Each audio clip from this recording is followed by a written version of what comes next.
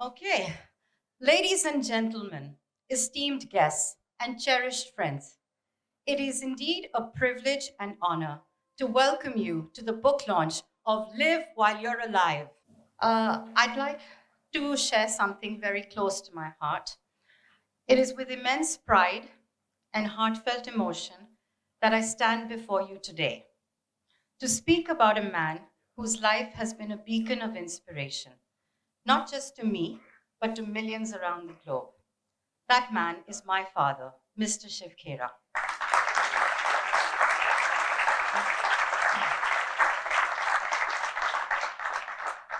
My father was born into a wealthy family that once operated coal mines. But shortly after his marriage, these mines got nationalized. There wasn't even enough money to put food on the table. And to make things even more complex, my parents discovered they were pregnant with me. So grave were those times that to pay for the hospital bills and bring me home as a newborn, they even had to sell my grandmother's jewelry. Things were hard, but my father is not one to be defeated by difficulties. My parents relocated to Canada, and my father undertook various jobs, from washing cars to selling life insurance. We all know from our own lives that the darkest hour of the night is closest to dawn. A ray of hope and inspiration ignited my father's heart when he attended a lecture by Dr. Norman Vincent Peale. This teacher arrived at just the right time when my father had had enough in his own life and he was ready to make a powerful change. It set him on a journey to become one of the world's most renowned motivational speakers and authors. Through his books, seminars, and speeches, he has instilled the belief that success is not a matter of chance, but a matter of choice. As his 51-year-old child who stands before you today, I've witnessed firsthand the values he embodies: integrity, perseverance, open heartedness, and an unyielding commitment to excellence. His philosophy, winners don't do different things, they do things differently, is not just a catchphrase, but a principle he lives by daily. In recent years, I have seen my father embody his latest book, Live While You Are Alive. Live While You're Alive. The title really says it all. And I have seen him live passionately, purposefully, 100% alive. Ask him at 11 p.m. at night, Dad, how are you? And he says, I'm great. I'm on top of the world. I'm like, Dad, it's 11 p.m. In every endeavor, my father has demonstrated that with the right attitude and determination, one can overcome any obstacle. His life is a testament to the power of positive thinking and the impact one individual can have on the world. Dad, your journey continues to inspire and guide me. Any man can be a father, but it takes someone special to be a dad. And now, without further ado, I would like to invite my father, Mr. Shiv Khera, to the stage.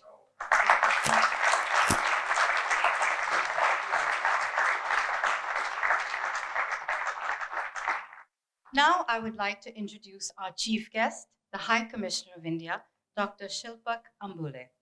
Dr. Shilpak Ambule is a medical doctor, having graduated from BJ Medical College, and he has also done his master's from Monterey, California. Thereafter, he joined the Indian Foreign Service in 2002, starting as third secretary and rising to become the ambassador in Beijing. He has also served as the High Commissioner of India to Colombo, and he currently serves as the High Commissioner of India to Singapore. What a diversified career, from medicine to the foreign services.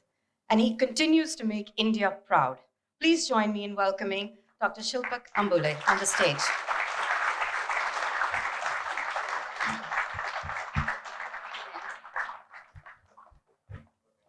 And now I'd like to introduce special guest, Mr. K.V. Rao, Chairman, Tata International, Singapore. Mr. K.V. Rao is a senior business leader based in Singapore and a former resident director of Tata Sons. His 44 years of experience has successfully guided the business community, and his diversified experience, including serving the Singapore civil society, acts as a beacon of light for upcoming leaders. He's currently serving as chairman of Tata International Singapore Private Limited and Tata Motors International Holdings Singapore, amongst the other Tata Group of companies. Additionally, he's also the vice chairman of the South Asia Business Council, of the Singapore Business Federation, SINDA, and Indian Fine Arts Society of Singapore. He has served as an advisor on the board of many prestigious organizations and is highly respected for his contributions to society. Please welcome Mr. K.V. Rao on stage.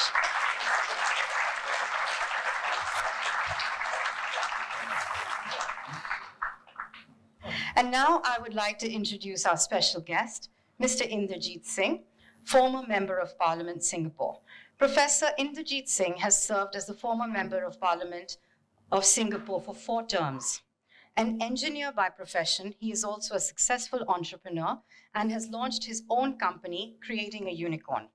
He has successfully started many other companies, driving them to success. He is the former co-president of the World Entrepreneurship Forum and guides many other associations. He is an author of a successful book titled The Art and Science of Entrepreneurship. He is highly respected for his contributions to society. So I followed the principles he's always said in his book. Be truthful, take responsibility, be accountable, and be a good, honest communicator. So I called him yesterday afternoon and said, I have this dilemma. I know I'm very sorry. I have made a commitment very early on, but there are certain things, there's a call of duty which I cannot avoid. He was kind enough to make adjustments to the program, and I thank him for that. And thank you for the understanding, because there are certain things which come last minute. And that's the stress part which is given here, that short-term stress is good, but chronic stress is bad. That is what is written in this book. So short-term stress gives positive results. But on a larger point of view, I think the title of the book, which says, Live While You're Alive, it gives you many lessons in life, but one which we always tell everybody, but we ourselves don't implement it, is live for the moment, live for today. Don't always procrastinate things for the future. Second point I wanted to generally make is on these soft skills, generally people don't pay much attention to.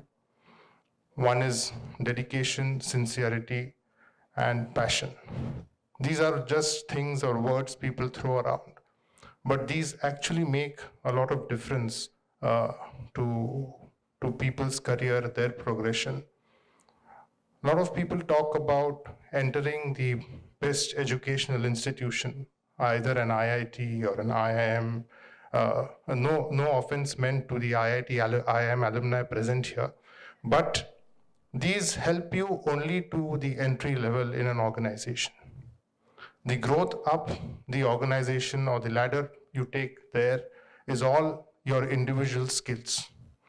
And here again, I want to mention that a lot of people ask me, why are Indians doing so well? Why are Indians at so very high positions? As today you see a lot of multinational firms or international companies, Indians are at the decision-making positions. And I think there are 2 or 3 reasons to it. One, as a lot of people here realize, as you go up the ladder, your knowledge, substance matters less, but your people skills matter more. Indians are very easily adaptable, and they also grow up in a multicultural society in India. You take any second tier or third tier city, person living in an condo has 12 or 15 friends from different parts of the country, speaking different languages, eating different food, different festivals, different other habits. So you get used to the cultural diversity very early on. And that actually helps you to adapt once you're in a multicultural environment, in a multicultural organization. Second, generally Indians grow up learning 2 or 3 languages. One is your mother tongue, one is English, one is Hindi. That also again helps you in a multicultural environment or as you go out or in different organization. So I think these are some soft skills which actually help us. And as Dr. Shiv Khera has always mentioned, that winners don't do different things, they do things differently. I think it's not only a catchphrase, but it has a lot of meaning to it. And if you implement that in your lives, I think everyone will be successful in their own pursuits. On that note, I congratulate Dr. Shiv Khera for his book launch here. I did witness his book launch virtually in India when Dr. Jaishankar was there to launch his book. I did listen to both of them. That's what I told him that day when I first heard about this book. And I wish him all the best. One more thing, I think they're coming out with an academy very soon in July. And I wish Dr. Khera and his team all the very best for that new venture. Thank you. Now I would like to invite our guest of honor, Mr. K.V. Rao, to please say a few words. Dr. Ambule, I know emergency pulls you out for duty and you did say, I'm sorry, I have to leave. But sorry is not good enough. You have to invite us for dinner. You have to pay for it. All of us. Please. Mr. K.V. Rao. Thank you for having me. It's a great honor. I will address you, Shiv, because if I say Shivji, the gentleman in Banaras, Vishwanath temple may be upset. So, High Commissioner, Mr. Inderjit Singh, lovely to have such a wonderful turnout this afternoon here, celebrating the launch of a very interesting book. I usually speak without any script and preparation, so please be prepared for whatever comes out, In my younger days, I was a debater, and all debaters used to mug up Shakespeare. Whether it's relevant or not, we put a patch of a Shakespeare line and it looks very interesting, you get marks. Some of them are smiling, they're all debaters. Indians love debating anyway. So there used to be this line from Macbeth, which I remembered. And I've used it very liberally, so I remember it still at 65. Out, out, a brief candle. Life is but a tale told by an idiot, full of sound and fury, signifying nothing. Now, if you reflect back, spend 6 decades, life can be very meaningless.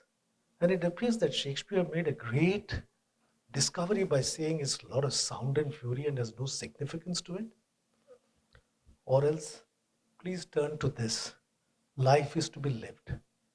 We all come with an expiry date. I work for the pharmaceutical industry. Sometimes the expiry date is hidden on medicine so that you can use it longer. We all have it. The problem is we can't read it and nobody else can read it. It's there. And we presume that we are here forever. And then the cloud computing will take all our assets up there and give you a credit and you can still use your cards and all that. Unfortunately, none of that is true. While you are here, the moment now and here, we completely miss because somewhere along the lines, like a mistuned musical instrument, people know I love arts, The next time you complete the next revision, there'll be one more chapter, the music of life. And I will spend time with you where most of us are like instruments which are not properly tuned. So they don't make great music. And you've got to start tuning the notes. Like in a classical music, you spend the first few minutes doing that, right? This book, each chapter exactly is basically to tune you into enjoying the life and living life as it is meant to be. The greatness of Shiv, since I've met him maybe 18 years ago to now, he's so impressive because he's so unassuming, so authentic, so real. His words don't come from pedagogy or theory. They come from the experience of life. This is a book not of knowledge. If you're looking for knowledge, there are many, many books. And the best knowledge is Chat GPT AI. You'll get everything. You don't read books, right? But if you want wisdom, here is the true wisdom of a life greatly lived and shared for everyone else to experience. The beauty of his writings is when you pick up a line, or pick up a phrase, an incident, or a story, it makes you feel deep within. I can use some Hindi language here, Atma Kadha, apna lagta hai.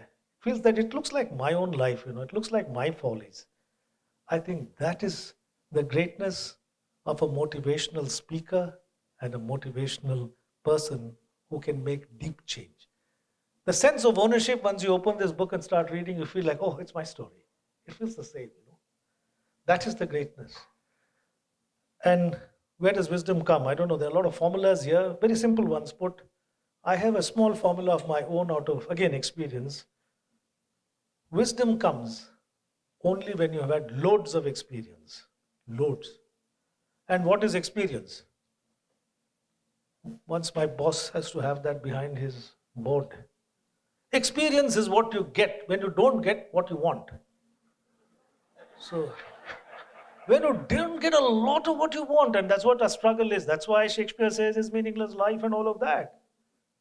Please go back and read this. There's so much wisdom. His life is a testament to what he says, and that's where the authenticity comes when he speaks something.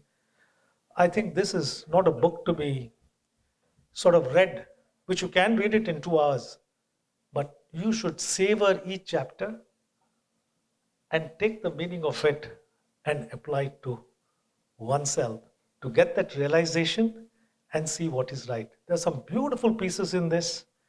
I'll just stop with 2 parts. And I had met him for lunch one time, and interestingly, the same lines, and it's there in the book. He says that's the essence of life, and it's a prayer to God. It says, God, give me the courage to change all that I can, and the serenity to bear with all that I cannot, and the wisdom to distinguish between the two. Otherwise, much of our lives can get wasted. Beautiful part, it ends on one nice chapter. If there is no laughter and joy and sharing, life becomes serious. It indeed becomes boring, and we go back to Shakespeare. Don't go to Shakespeare, come to Shiv.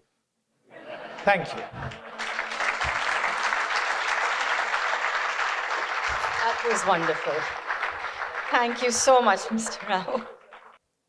Dr. Ambule referred to me 3 times as Dr. Khera, Dr. Khera. Look, I'm not a doctor. I'm a BCom 3rd division failed in my 10th. That's my academics. Do I enjoy being called a doctor? It's all right. I've been offered 3 times a PhD. I have been offered. And I refused. Many times people say, why don't you take it? It's prestigious. You can add doctor, PhD behind your tail. I said, look, my friend, behind my tail, I got PhD. You know something? You open your mouth, the world can tell who you are. You open your mouth and the world can tell who you are. And it doesn't matter. It makes no difference. But since it's His Excellency, it reminds me of one little thing. Once a judge was coming up, taking his place, and all of a sudden on the steps, he tripped.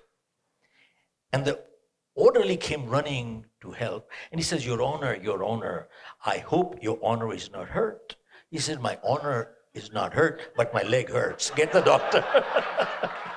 Okay, and now I would like to request Professor Inderjeet Singh to kindly please come and say a few words.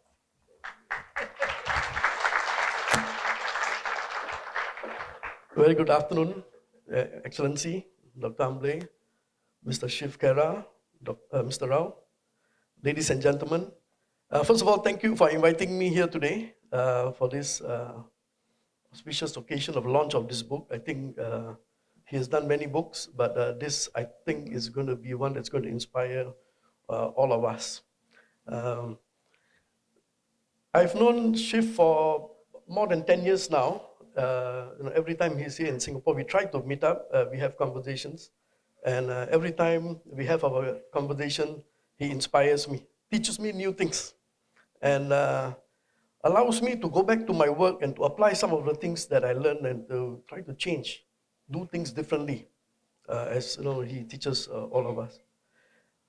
Shiv has this skill of cancelling all the noise and distilling the key points, either mostly directly, and that's the reason why when you look at the size of his book, it's a thin book, but it's lots of wisdom, pearls and jewels in the book that is useful, so it cuts off everything. I wrote a book, as was mentioned just now. It's about 500 pages, too long. I need to learn how to write a book like Shiv so that, I can get my messages faster. Being a politician, maybe, I'm a bit long-winded, giving long speeches and so on. So I need to learn this important skill from Shiv. But this is not his first book, multiple books. I think every one of them has got good lessons, good wisdom that all of us can apply. And I encourage everyone to use it in your own life. And I think it will change, make us do things differently. So I want to congratulate Shiv and his team for this book launch. It has been, I've read the book. He gave me a lot more earlier. And I think the rest of you try to go back. You can finish it in one day if you love it. But I think you have to do some work to take notes, to reflect before you can finish up. So I want to just end by using a quote, a page from his book. Literally says, embrace the wisdom within. Let's not just exist, but truly live. Be present, be grateful, and make every moment count. So today we are going to hear from this great man. Make every moment that he's with us count, and have a great day. Congratulations. Thank you so much, Professor Inderjeet Singh. I mentioned doctor for a very simple reason, that degree of a doctor is given to people who heal the body. Your books heals minds. Good evening. Folks, first of all, I had a gentleman just walk up here and he said, you have many dignitaries. I'm not a VIP. I said, folks, I don't carry the status of a prime minister. Status can never be the same. But folks, for me, all of you are VIPs. Folks, are you with me? You are all VIPs. You know why? You came here out of trust. Because I learned one thing, time is much more precious than money. Are you with me? Time is, you pulled out your time. That means what? You put your trust, I will not waste it. Folks, you hear many people, what's the greatest thing in the world? And they'll tell you, love is the greatest thing in the world, but the way I see it, trust in many ways is a much, much greater compliment in life than love. Are you with me? There are people we love, but we cannot trust. Now, with that as a starting point, I know there are many people who got very fancy phones here. iPhone, D phone, B phone, C phone. They got, now, folks, get everybody phone in your hand, please. Everybody, kindly get your phone in your hand, please. Everybody get it up, please, all the way up. All the way up. Now, kindly switch off, please. Kindly switch off. Kindly switch. This is the biggest stress you are holding in your hand. Hello? There are people who keep pulling the phone every 10 minutes. No message. Stressed out. No message. Stressed out. This is the biggest stressor that you're holding in your hand. Folks, switch off. In our office in India, or anywhere I go, in our conference room, phone is not allowed.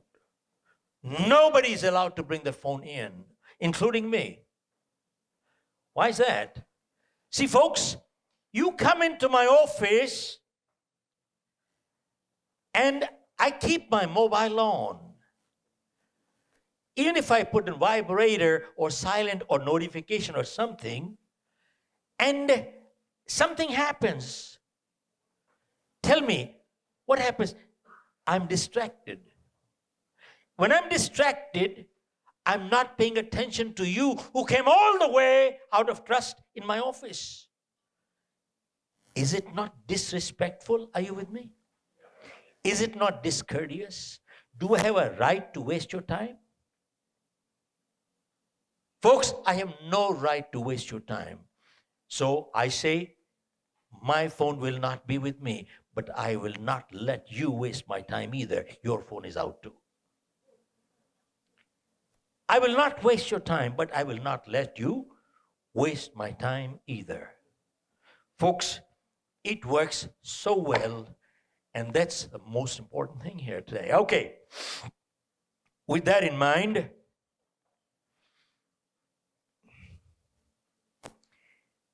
why I put this title, Live While You Are Alive.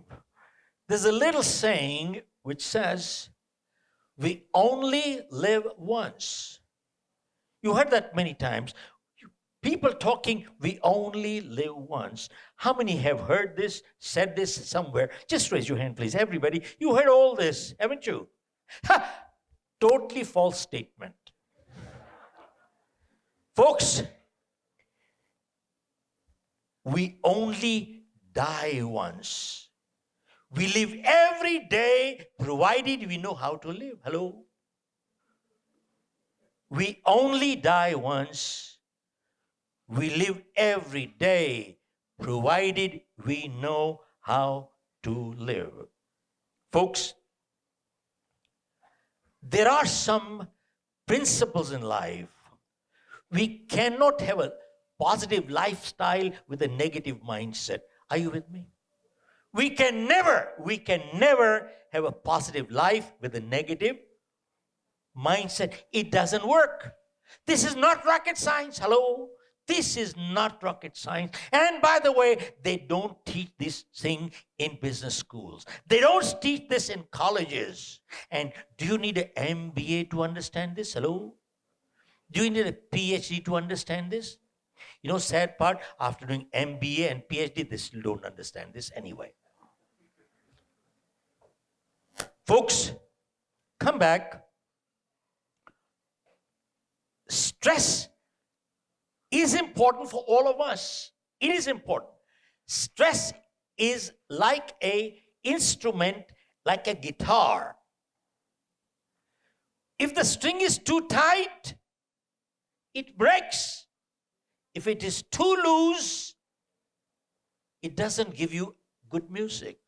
But if it is just right in the hands of an expert, you play beautiful music. Folks, exactly the same thing is true in life with our stress. We need stress to perform. And if we have no stress, we can never perform. An example, most of you might have, or at least seen in the movies, the thoroughbreds at the race course. Thoroughbreds. Have you noticed when they take the thoroughbred to the cabin, how is the thoroughbred moving? The thoroughbred is jumping like this, jumping like this. He's not walking casually, he's jumping. Why? Because he is under heavy stress. And when they put him in the cabin, and the moment the bell rings, bang, he goes and he runs, shoots out.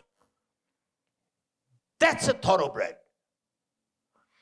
But you take a jackass to the race course. This jackass is walking casually. He's not jumping up and down like a race, that a thoroughbred. He's just walking so relaxed. But then for the rest of his life, he will remain a jackass. And he will never, ever perform like a thoroughbred. So take home one thing. Stress is the price we pay to be a thoroughbred in life. Are you with me? Stress is the price we pay to be a thoroughbred. We need it. Folks, an athlete, when he's ready to perform and compete, is he under stress? Answer is Yes. If he was not, he would never perform. A public speaker, you have many public speakers here, Puneet, Amit, many public speakers when they have to address, are they under stress? Answer is yes. There are butterflies in the stomach, but then they make the butterflies fly in formation. That is what makes them perform. Folks, so keep in mind, take home. And if you got pen and paper, not a bad idea, because when idea comes in, you don't hold it, it goes back. It's out. So if out of this program, if you're not able to take 3 take-homes, and you will say, oh, good program, nice people, nice thing, nice speech. You wasted your time and my time. Folks, at the end, there must be a take-home. From this point onwards, this is what I'm going to do in life. That is what decides if our being together is worthwhile. Otherwise, it is not. Are you with me, folks? Yeah? Okay. Now, with that in mind, folks, you hear, what is stress? What is the origination source of it? A lot depends on our attitude. We manage or mismanage. A man went to a spiritual master and said, Master, I'm fed up with my job. My boss is ridiculous, is nasty. I am overworked, underpaid. I am fed up. Give me some blessings. So the master said, you are fed up with your job, your boss is nasty, and everything is messed up. So what kind of a blessing you want me to give you? Should I say that you should be fired from your job? He said, no, that'll be worse. He says, now I don't understand. You got a job, you got a problem. You have no job, you got a bigger problem. Do you see where the problem is? Hello?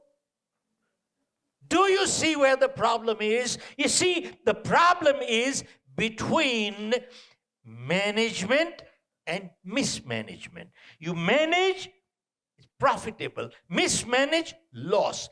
Manage your health, profitable. Mismanage your health, loss. You manage finance, profitable. Mismanage finance, loss. You mismanage relationship, profit. You mismanage relationship, loss. Do you need PhD?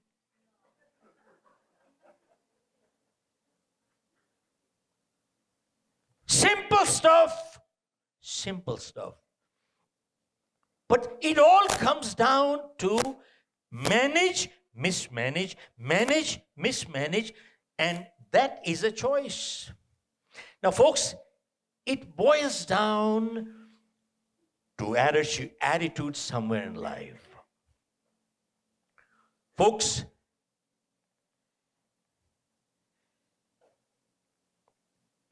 John was going to work.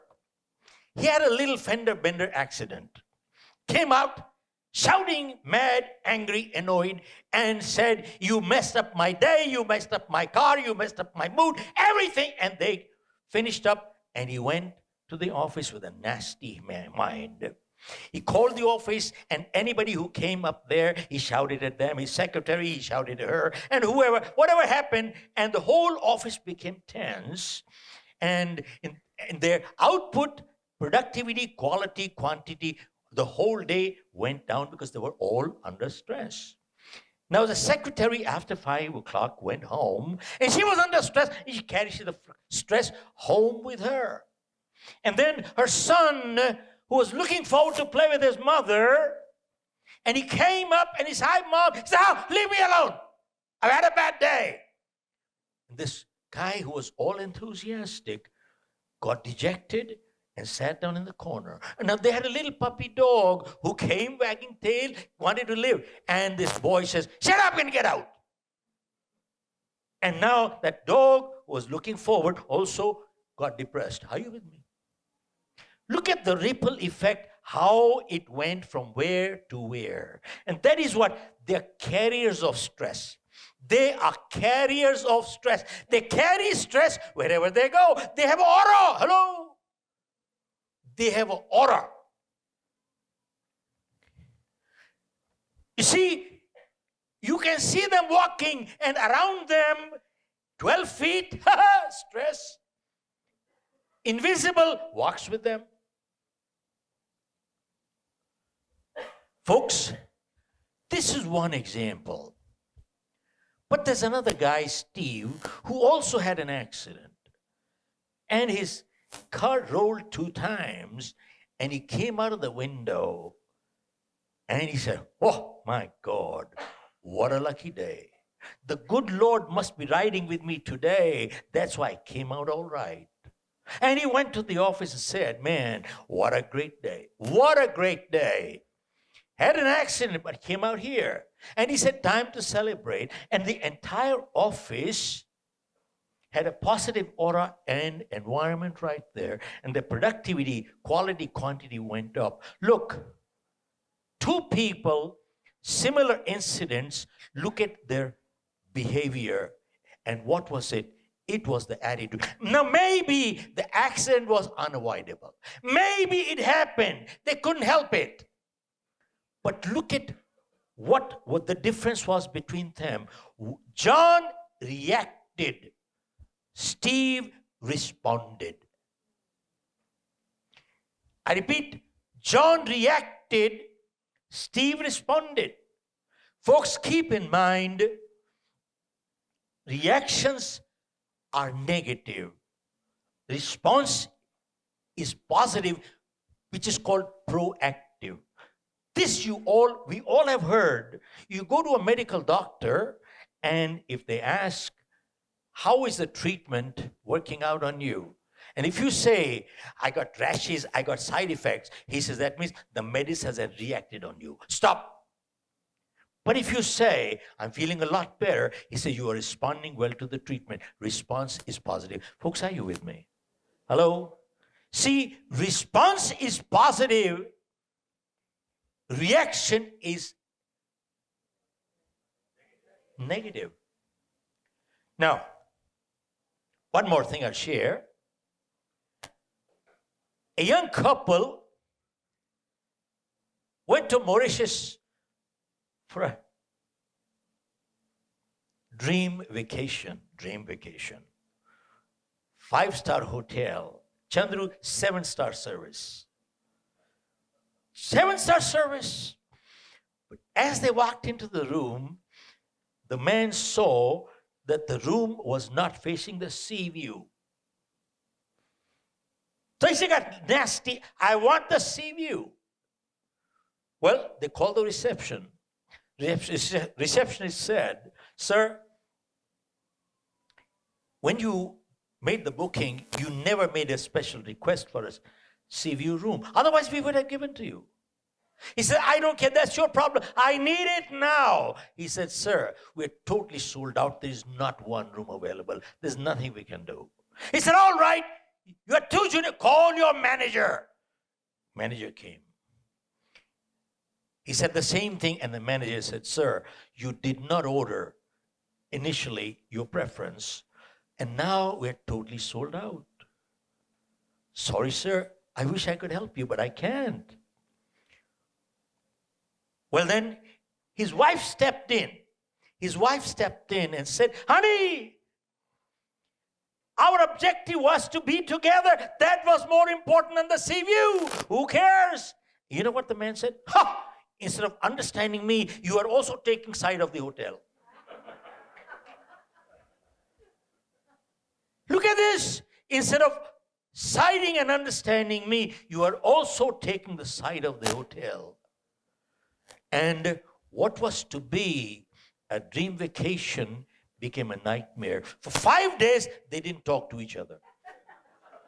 They didn't have meals together. They didn't go out anywhere. And 5 days later, they came back home. And what was to be a memorable vacation became a nightmare. Now, folks, let me ask you, Was this called for? Could that have been avoided? And this might sound a little exaggerated, but there are some people like that in this world. Are you with me? There are some people like that in this world. So we need to understand where is the problem. And they can, and they go to therapists. They go to therapists, and the therapist says, take a break. Take a break. They took a break. They brought tension with them back. And they took tension with them and came back with tension. They say, go to the mountains, go to the beaches. You can go to all the mountains and the beaches. People like that, they carry their along wherever they go. And many times you hear, deep breathing, deep breathing, deep breathing. You can't even breathe properly. You feel suffocated, people like this. And then they say, go to the mountains, go to this, go to take a vacation. Where? With who? This guy.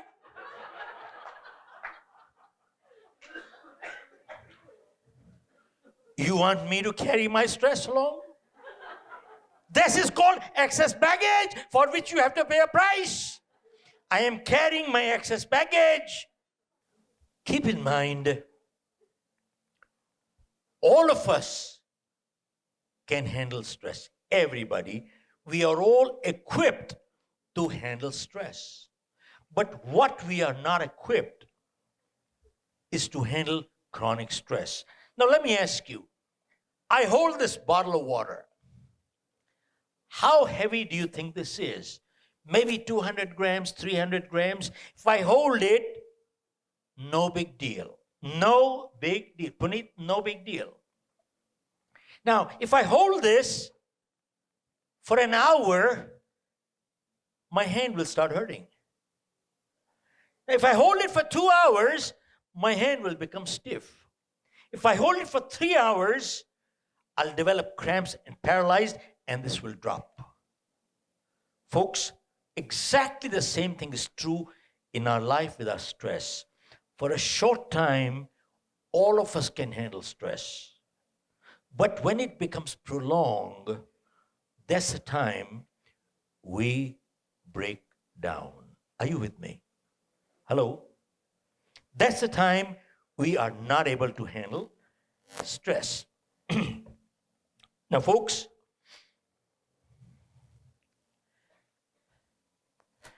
about 40 odd years ago, when I went to US, I started life with a bucket in my hand, washing cars door to door. For about a year and a half, I was washing cars on the street. And totally by accident, I got into selling life insurance, which was the best thing that ever happened to me in my life. Why do I say that? Because if there are any people from the insurance industry, they realize that selling life insurance is one of the toughest sales in the world. See, selling other things is a lot easier. Selling your car, clothes, home, this, that, much easier. You know why? Because you can touch and feel and touch and feel and touch and feel and touch and feel. But you see, life insurance, you just talk, when this happens, something will happen. They don't know what will happen, when it will happen. Who knows what? One of the toughest sales. So I had to make 10 or 15 appointments to make one sale. If I made 10 appointments to make one sale, that means 9 people rejected me. I got rejection 9 times. And sadly, most people take the rejection personally. They get demotivated and they quit and they pack up. Folks, keep in mind, one of the worst things that we are doing to our kids today, and we are teaching them the wrong stuff.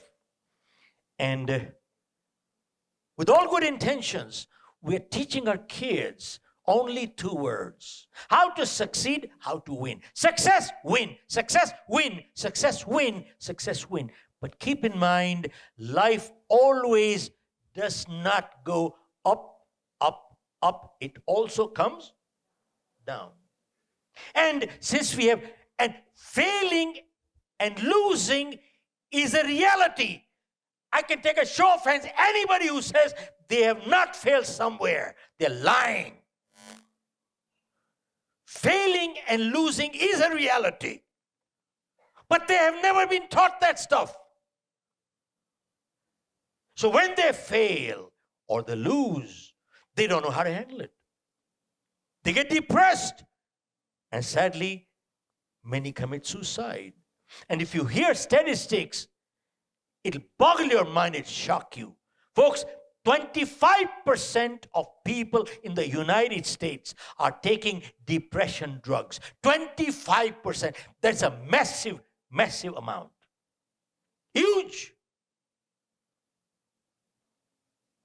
1 billion people in the world are suffering from stress-related problems. And economic cost is $1 trillion per year. This is the economic cost. And it has gone up in the last few decades. It has gone up by 400%. Folks, during the pandemic, I was called in by NHS, which is the National Health Service in UK. They said, talk to our doctors. I said, they're the ones who should talk to me. You want me to talk to them? I said, why is that? They're depressed. I said, I should be the one who should be receiving calls. You know something, I did some research. And I found out 40% of medical doctors suffering from depression, 17% even thought of committing suicides. Folks, keep in mind, stress is normal, natural. It is unavoidable. It cannot be delegated. Are you with me? It cannot be delegated to anybody, and stress does not discriminate. The rich, the poor, the wealthy, the poor, celebrity, the unknown, doesn't matter. It does not discriminate at all. So what we need is, we need to understand how to handle stress. Now, folks, one short thing that I learned almost 40 years ago. I attended this program by Dr. Norman Vincent Peale, and Dr. Peale's, he was 85 years of age. This height, just about 5 feet. Maybe with shoes 5'1". Who knows? But at that age, the way he came to the stage and the amount of confidence he had in himself, it was amazing. But you see, that confidence had humility. I learned one thing. Confidence without humility amounts to arrogance. Are you with me? Confidence without humility amounts to arrogance. And the way he spoke that day, with enthusiasm, since then, I have changed the definition of height. You never measure a person's height neck down, always measure neck up. Are you with me? Never measure a person's height neck down, always measure neck up. Do we need a PhD to understand this?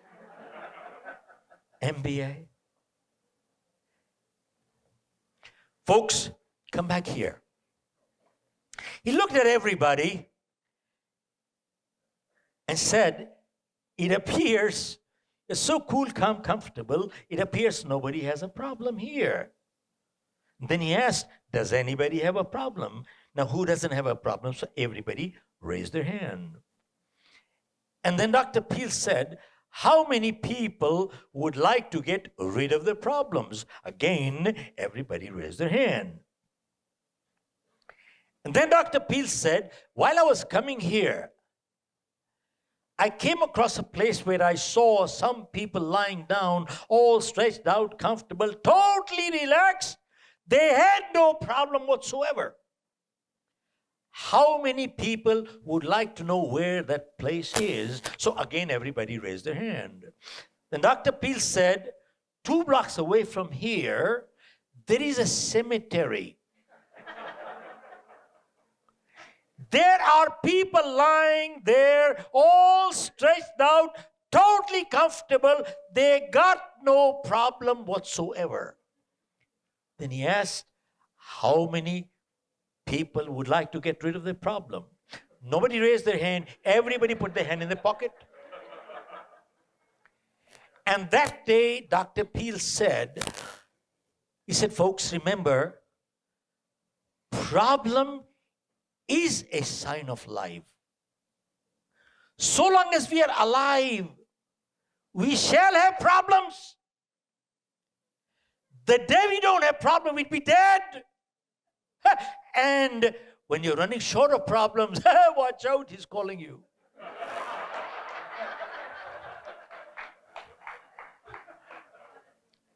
That's the time to get on your knees and pray and say, have you stopped trust me anymore? Send me some problems, please. Folks, that day, Dr. Peel gave a prayer, which you might have heard in before. And to me, that prayer is literally the gist of life, and it is called the serenity prayer. And it goes this way. It says, God grant me the serenity to accept the things that I cannot change, and courage to change the things that I can, and wisdom to know the difference what I can and what I cannot. Folks, since 45 years ago, I don't leave my home without this prayer. And I've come across many, many adversities in my life. This prayer helped me tremendously to overcome. And if you analyze and dissect it, God grant me the serenity to accept the things that I cannot change. Question is, can we change everything in this world to suit ourselves? Answer is no. Can we mold and manipulate things the way we want it? Answer is no. Many things are beyond control, such as, I didn't choose my parents, neither did you. I didn't decide where I was going to be born, neither did you. If this is my height and the color of my skin, there is nothing I can do. And granted, sometimes people are born deformed. And sometimes bad things do happen to good people for no fault of their own. What wrong did they do? Who knows? So it says, what I cannot change, let me accept it graciously, not grudgingly. Why? Because there are many people who keep fighting the things they just cannot change. And they bring stress into their lives, and they become paralyzed, and they become unproductive. So what I cannot change, it is beyond me. Let me accept it graciously, not grudgingly. And if I can change, then give me the courage to do it. And wisdom to know the difference, what I can and what I cannot. You see, so when I wrote my book, You Can Live While You Are Alive, which you have here, I wrote in that life is full of choices, And life is full of compromises. It seems like a contradiction, but not really. How is life full of choices? Folks, if I ill-treat you, I have chosen to be ill-treated, haven't I? If I treat you with discourtesy, I've chosen to be treated with discourtesy, haven't I? If I light up a cigarette, I've chosen to invite cancer, haven't I? And if I drink and drive, I've chosen to invite an accident, haven't I? And if I exercise every day, I've chosen to invite good health, haven't I? And if I eat too much every day, I've chosen to be obese, haven't I? And hear this. If I tell lies, I've chosen to lose my credibility, haven't I? Hello? Hello? Hello? I've chosen to lose my credibility, haven't I? Folks, life is full of choices. But very important thing is, we are all free to the point of choice. But after we make our choices, the choice controls the chooser. We have no more choice. It's all over. We are all free to the point of choice, but after we make our choices, the choice controls the chooser. We have no more choice. Folks, how is life full of compromises? It is well said that in life, we cannot choose the cards that are dealt to us. What we can choose how we play the game. And sometimes nature gives us a lemon. The choice is ours. Do we cry? Or do we make lemonade? That's a choice.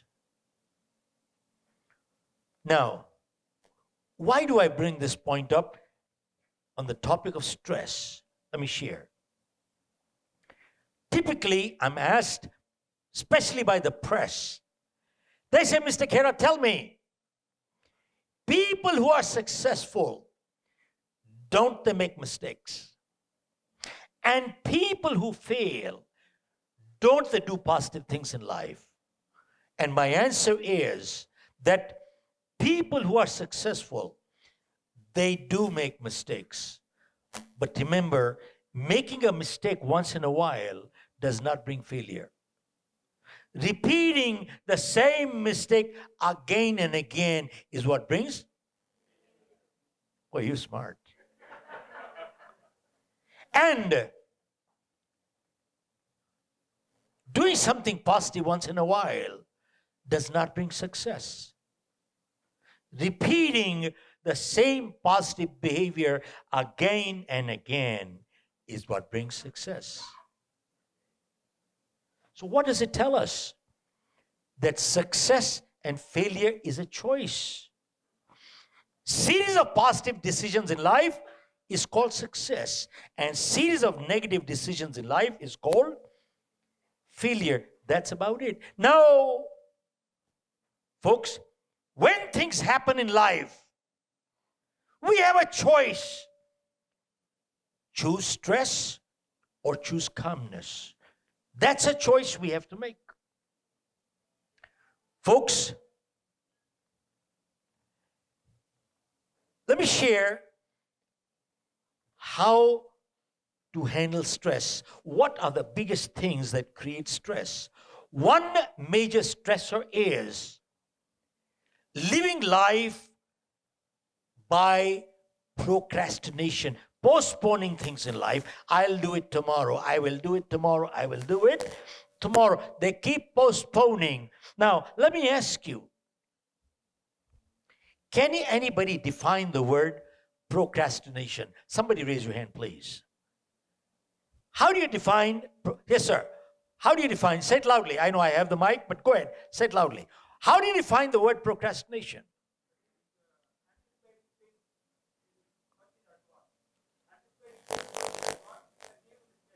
Okay. How do you define the word procrastination? Okay, sir, go ahead. He deserves a prize. He deserves a prize you can win. Come, pass it on. See, I'll tell you tomorrow, and tomorrow will never come.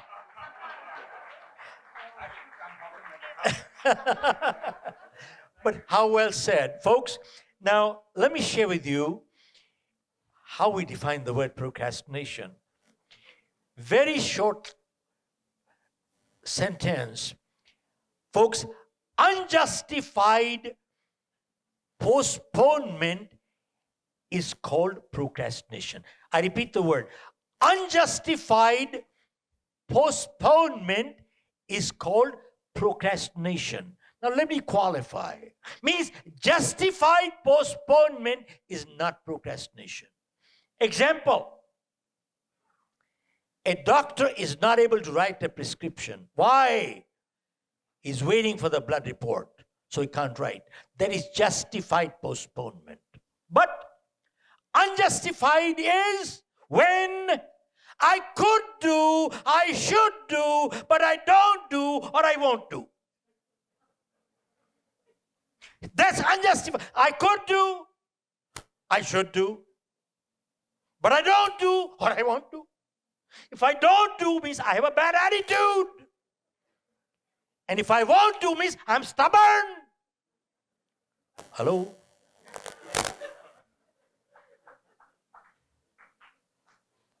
I could do, I should do, but I don't do what I won't do. See, folks, it is like a little boy. When I says I become a big boy, I will do this. I'll be happy. They become a big boy. They say, let me finish college, I'll do this, I'll be happy. They finish college. They say, let me make my first job, I'll do this, I'll be. They get their first job. And then they say, well, when I get married, I'll do this, I'll be happy. They get married. And then they say, when I buy my first home, I'll do this, I'll be happy. They buy their first home. And then they say, I got kids. Let them go out of school, I will do this, I'll be happy. The kids go out of school. And then they say, when I retire. And then they retire. And what do they see? Life has just gone by in front of their eyes. Too late. Too late. Folks, I don't care what philosophy you believe in. We've got one shot at this game called life. I repeat, English language. We've got one shot at this game called life, and the stakes are too high. And unlike the game of football, where you can replace players, in the game of life, you got to play your own game. Hello? In the game of life, you got to play your own game. And the funny part about life is, there is no rewind button. And one more thing.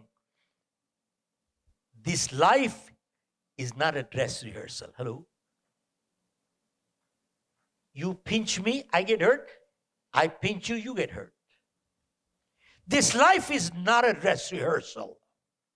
But there are many people who hide behind high-sounding words. I'll do it later, I'll do it tomorrow. You know what they say? You ask them, why aren't you doing it? They'll tell you, I am analyzing. A month later, they're still. 6 months later, 1 year later, they're still. They have a disease called paralysis of, you know it. Many of us have done it. Many of us are suffering from the disease. But there's another breed of people who say, I'll do it when I become an expert. They don't understand. Unless you do it, you'll never become an expert. And they say, when I have the right time. Folks, keep in mind, time is not waiting for us, then why are we waiting for time? Hello?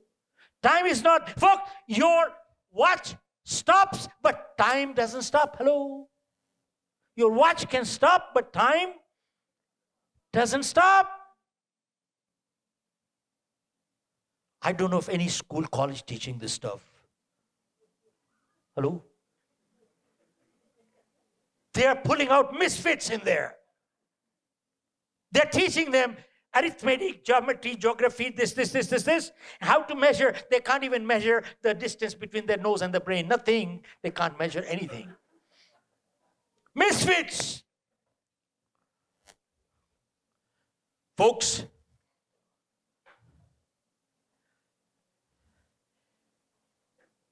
procrastination is something that brings a lot of stress to all of us. You know why?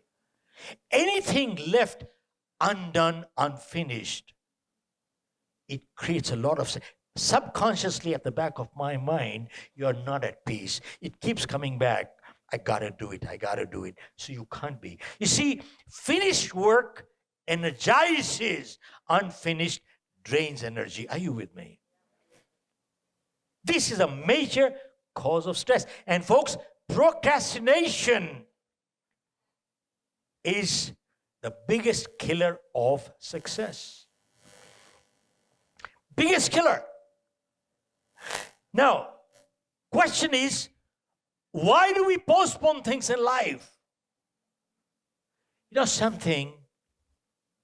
Let me ask you people, just the way this gentleman gave a great answer. Somebody tell me, why do we keep postponing things in life? Go ahead. Somebody raise your hand, please. I got 2 more books to give. Sir. Okay, laziness. Or what else? Yes, sir. Yes, ma'am. Why do people keep postponing things in life? I got to give it a prize for that one. All right. Give it a big hand, please. You know why, folks? We do what's easy to do and we ignore what is important to do. Give it a big hand, please. Look at this.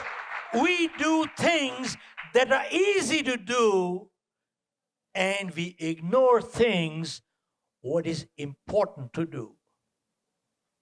So the important gets left out. And at the end of the day, it keeps hitting, I missed out, and it keeps subconsciously, it keeps bothering somewhere, and it causes stress. We have a sleepless night. We fight with the family. We fight with everybody, and we are tired. Now, have you noticed one thing? Being energetic, being tired is a choice. Some people expect them to be energized, energetic all the time. Folks, I noticed one thing. Hard work does not make anybody tired. It is stress that brings tiredness. Are you with me? Hard work doesn't. It is a stress. But there are some people, they expect stress. I'm traveling. Must be tired when he comes back from travel. Come from flight. Time different. He has to be tired. Came from work. Must be tired. Came from the market, shopping, must be tired. So they expect tiredness.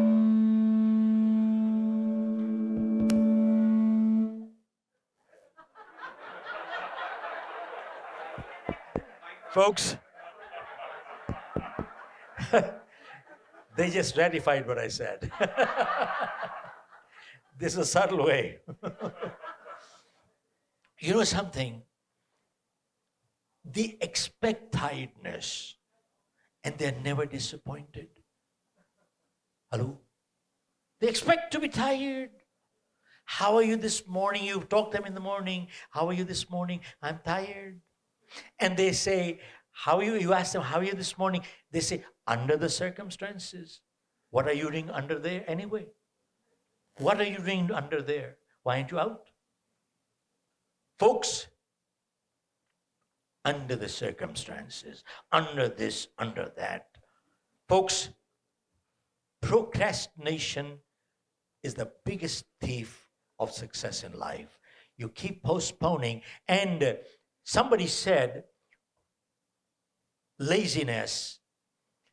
Folks, you keep hearing motivational speakers charging up, get motivated, you'll get success. You know something? Motivation is an emotion. Motivation is not what gets success.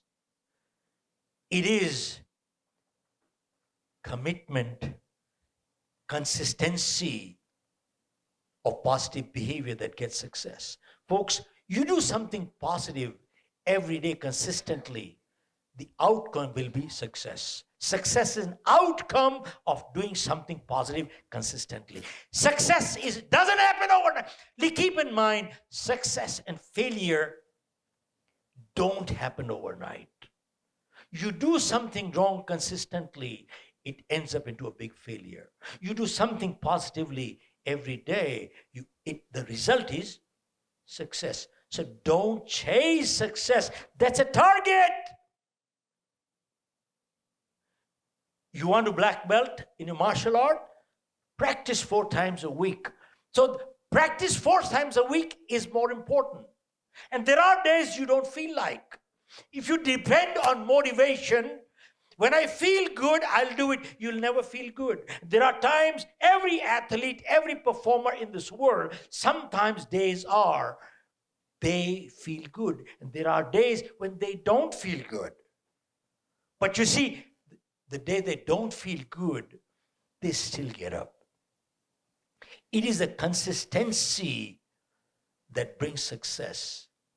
Folks, right before the New Year's, pretty much all over the world, you find people making New Year resolutions. Are you with me? They make New Year resolutions. I will exercise. And they join the gym. And right December, they join the gym. And the highest cancellation of membership is what? January and February, they cancel out. What happened? What happened? You see, at that time, you felt like, but your feeling dropped. Folks, keep in mind, motivation is emotion. And if you are taking a decision based on emotion, you will regret. Folks, sadly, many times in life, we make permanent decisions based on temporary emotions. Hello? I repeat English language one more time. Folks, many times in life, we make permanent decisions based on temporary emotions. At that time, maybe I was angry, maybe I was disturbed, maybe I was sad. That's my emotion. If you take your decision at that time, you will regret in life. Folks, one major take home tonight is 3 things you will always end up regretting. Folks, 1, never make a promise when you're too happy. You know why? You might end up over-promising and might not keep it. And 2, never reply to anybody when you're feeling sad. You'll always give the wrong answer. And 3rd, never make a decision when you're angry, because you'll always end up making a wrong decision. Are you with me? You know something?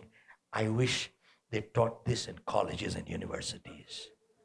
There are many people who are in the education field. And you know what they say? Makes sense. And what? After here they go, they do nothing. They do nothing. They go back into the same old stuff. They don't want to bring all these things.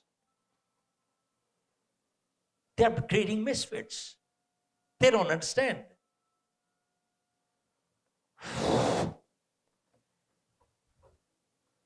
Okay. So one major cause of stress is procrastination. Second major cause is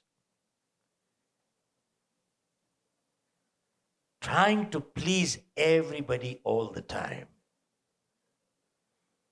Another major cause that leads to stress, trying to please everybody all the time. This amounts to appeasement. You cannot do it. Not possible, not required at all. Cannot do. I'm sure as children, we must have heard that childhood story. There were father and son taking a donkey to the market. And they were both walking on the side, this donkey was walking on the side. So one man commented, look at how this father and stupid they are. They've got a donkey, but they're still walking. They should be using the donkey. So the father put the son on the donkey. Then another man saw the son on the donkey and said, look at this shameless son. His father is walking. He should be getting off and give the seat to his father. So he got off and the father got back. And they went a little further. Another man commented, look at this father, how shameless he is. I mean, he is seeing his little son walking and he's sitting on the donkey. So now they couldn't understand so they both got on the donkey now. And another man commented, they are cruel to animals. They don't understand. This is cruelty to animals. Both are there and burdening this. Now they both got off. Then they say, what do? They tied the donkey with a pole and picked him up and took him. So as they were crossing the bridge, the donkey felt so uncomfortable and he struggled out a little bit and he fell into the donkey and the donkey drowned. Folks, this might be a little exaggeration, but there are people who are trying to please everybody all the time. It is neither required nor possible. It's not called for. And we do 4-day leadership programs. I mean, and it's not the time to do a 4-day, but can I go 7 more minutes? With your permission, may I? Would that? 1 hour. 7 more minutes, and then I just want to bring here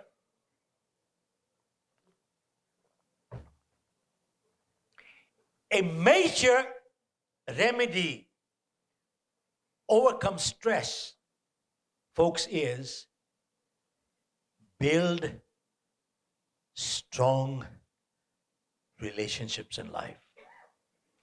That is your support group. That is your biggest support group. Folks,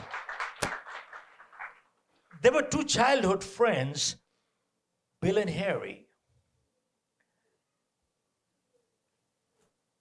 They went to school together, college together, joined the army, war broke out, they were fighting in the same unit. Harry was in the trench, and the bullets were flying all over. Harry heard his friend Bill. He said, Harry, I'm hurt. Please come and help me. So right away, he knew he was his friend Bill. So he asked the captain, can I go? Captain said, no. Look at the way bullets are flying. You could be dead. I could be short-handed. And the way Bill is sounding, I don't think he's going to live anyway. So Harry sat down quietly. But then the voice came again. Harry, I'm hurt. Please come and help me. So since he had asked the first time and been refused, he didn't have the guts to ask a second time. But then the voice came the 3rd time, 4th time, 5th time. Harry said, Captain, this is my childhood friend. I gotta go. Captain said, okay, go. So Harry crawled through the darkness, grabbed Bill, dragged him back, threw him into the trench, and they found Bill dead. That was his dead body. When the captain saw Bill dead, he got angry and he said, didn't I tell you? You shouldn't have gone. You could have been killed. And he didn't make it anyway. Harry, you made a mistake. Harry said, no, Captain, I did not make a mistake. Because when I reached Bill and I grabbed him, his last words were, Harry, I knew you would come. His last words were, Harry, I knew you would come. Folks, this is how crucial relationships are in life. And when there is a good one, needs to be nurtured and cherished. And folks, you notice all over the world, people who have good relationships, what they can achieve with one phone call, you cannot achieve with $1 million. Are you with me? Hello? Your biggest asset in life is not your bank balance. Your biggest balance is your relationship account.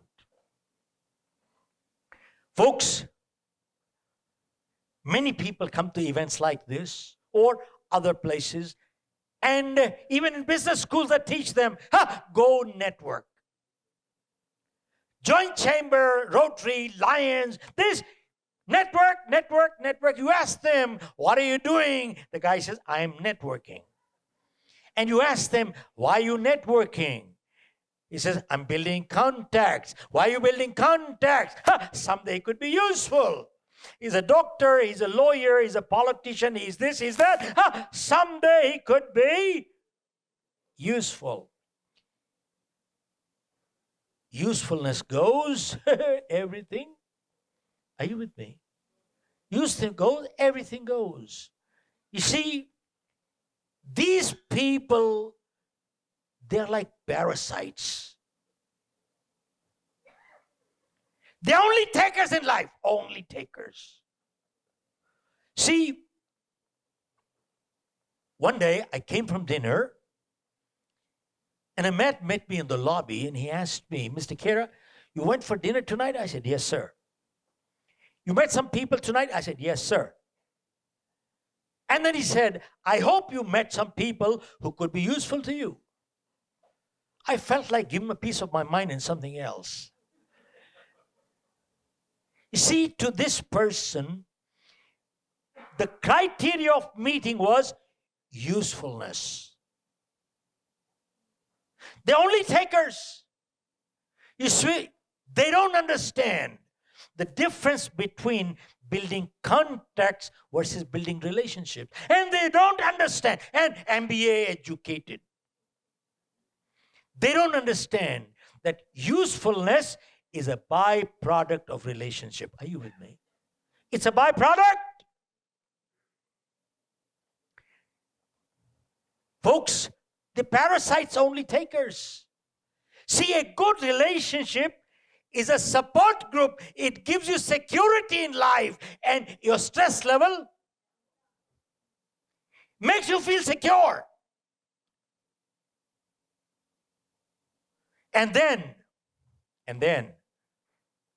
to build relationships, we need to realize that none of us is perfect. None of us is perfect. So, to build relationships, Amit, we need to be tolerant. How many agree that it is important to be tolerant? Please raise your hand all the way up. One more wrong answer. I hate this word tolerance. Folks, I hate this word tolerance. Keep in mind, I will replace this word with mutual respect. I and my wife live together not because we can tolerate each other.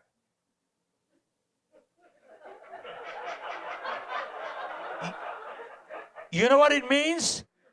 Tolerance means postponing the past. We live together because we respect each other. employers and employees work long-term together, not because they can tolerate each other, because they respect each other. The day respect goes, you can't live together. You cannot work together.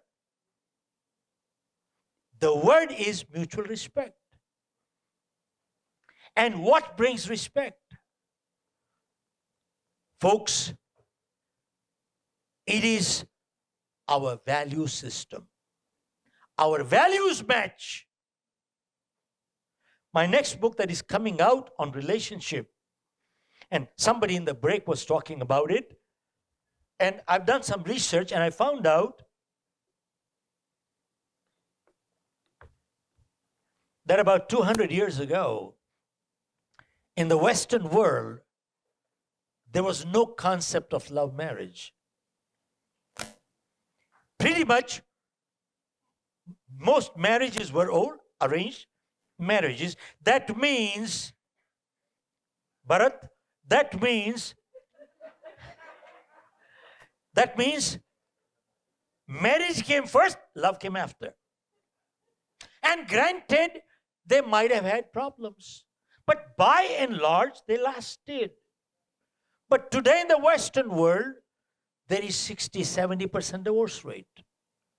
And pretty much 100% of marriages there are so-called love marriages. Means what? Love comes first, marriage comes after. And with 60-70% divorce rate, California, 90% divorce rate.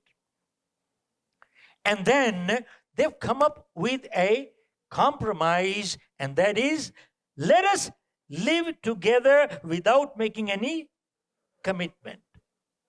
Let us live together without making a commitment. And you ask them, what is the purpose of it? You know what they say? We're checking compatibility. And for 5 years, they keep checking compatibility every day. And then they get married. 2.5 hours later, they have a divorce. What did you check? So my next question is, have you ever seen a compatible couple in this world? Show me one. Your parents compatible? Folks, it is not compatibility that keeps a relationship going. It is our ability to live with the incompatibilities in life that keeps a relationship going. Yeah, you can do that. It's okay. It is our ability to live with the incompatibilities in life that keeps a relationship going. Now, folks,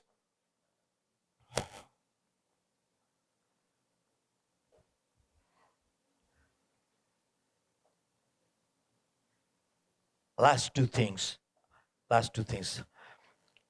One more, folks. In relationships, stay away from toxic people. Hello? Stay away from toxic people. They're sweet in their mouth, speaking, and they stab you in the back. See, you find most of your friends want you to succeed in life, but not do better than them. Most of your friends want to see you succeed in life, but not do better than them. There are people like that. They're toxic people. They pull you down. And I could just go on for 4 days, but anyway. And we should do a 4-day program here. I mean, you should do a 4-day program. And any of you schools and colleges, any of your people from the universities, you are so involved, sir. Use your good office. See how we can make, and don't worry if the commercials pay me nothing. But let's get moving. Yeah, let's get moving on it. Now, let me share with you last two things.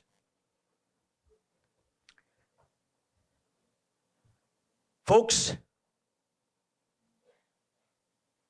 overcome stress, don't fight your battles alone. I repeat, stop fighting your battles alone. Use all your resources in life. There was a young boy who told his dad, "Dad, there is a rock in the field where we play. I'm going to go and remove it." So father said, "Son, go do it." So boy came back after 3 hours, and father asked, "Son, were you able to remove the rock?" He said, "No, Dad, but I'm going to go back tomorrow." He went again next day and came back, and father asked, "Son, were you able to move the rock?" He said, "No, Dad, but I'm going to go back again tomorrow." Chandru, hear this. And he said, "I'm going to go back again tomorrow." So the third day again, the boy went, but that day, father, without telling the boy, quietly followed him. And he saw his son pushing hard. And the boy was sweating all over. And father asked, "Son, are you using all your strength?" And the boy said, "Yeah, Dad, look at this. I'm using all my strength." And father, totally composed, said, "Son, you never asked me, am I not part of your strength?" Son, you never asked me, am I not part of your strength? Folks, stop fighting your battles alone.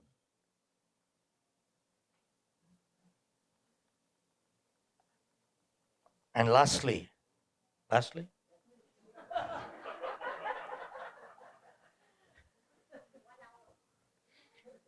folks, about 40 odd years ago, I heard a world famous cardiologist, Dr. Robert Elliott.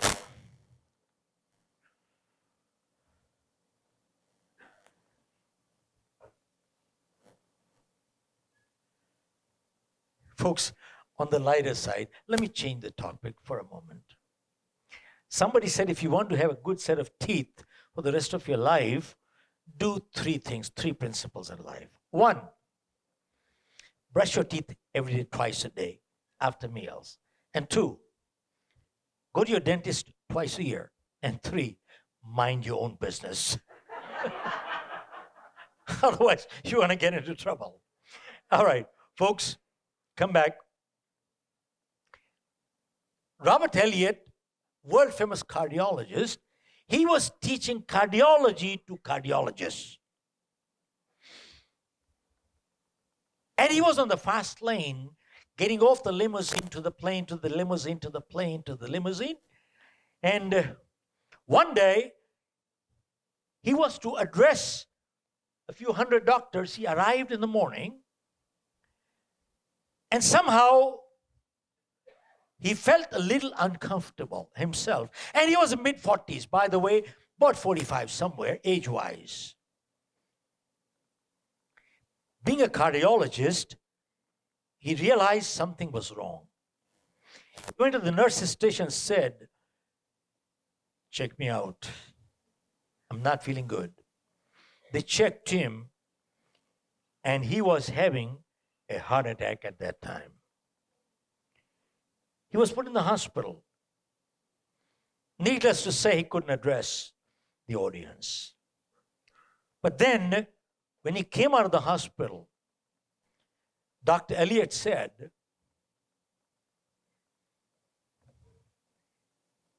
"The heart attack was the best thing that ever happened to me in my life." Why is that? He said, "I had a lovely wife, never took time to spend with them. I had 2 lovely daughters. They were sleeping when I left home. They were sleeping when I came home. I didn't see them grow up at all." And he said, Right outside my window, there were lovely roses. I never took time to smell the roses either. And he said, the heart attack was the best thing that ever happened to me in my life. Why? He said, because I was practicing everything opposite to what I was telling them. I was telling them to slow down. I was on the fast lane. I was practicing everything opposite. I've written a story in this book, Live While You're Alive, and he said, I learned 2 principles in life. Folks, hear this, 2 principles. 1,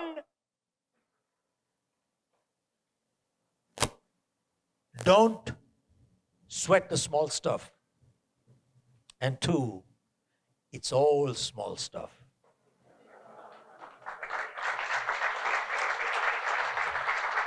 But in my book, I have added for people who are immature mind. Means it is all small stuff doesn't mean become careless. You see, responsibility to yourself, your family, and society is not small stuff. That is to be done. And folks, with that, all I want to say is your coming here has enriched the whole evening for us. And probably what you have given me, I don't know if I've returned you. You gave me your trust, and I'm so honored and privileged with those kind words. Thank you very much. Excellent. Hello? Hello? Okay, there we go. That was brilliant. Thank you so much, Dad. Those were amazing, powerful takeaways. Folks, this is the man who has taught us what relationship is all about. He's a neighbor. I had a cardiac issue, and we are here as neighbors. He took us in the morning. We said, no, we'll take a cab, move on. He was there from morning till night, 12 o'clock. A few years later, my wife had both knee replacements. There are many people who say, if I can be of any help, please let me know. And they hope, I hope he doesn't ask. I hope he doesn't ask. And if you ask, they find a way how to get out. You know something? They are toxic people. They are dangerous people. But they do come to ask, if there's something I can do, please let me know. They do ask. Now, question is, they don't mean it, but they do ask. You know why? Somebody said one thing, that when they are in trouble, they can stake a claim to your help. See, when you needed me, I was there. Now, you didn't use me, that's different. Now it is your turn. Be careful of such people. I don't want to use any other words. And Prem is right here. He's there. I mean, that's what the whole thing is all about.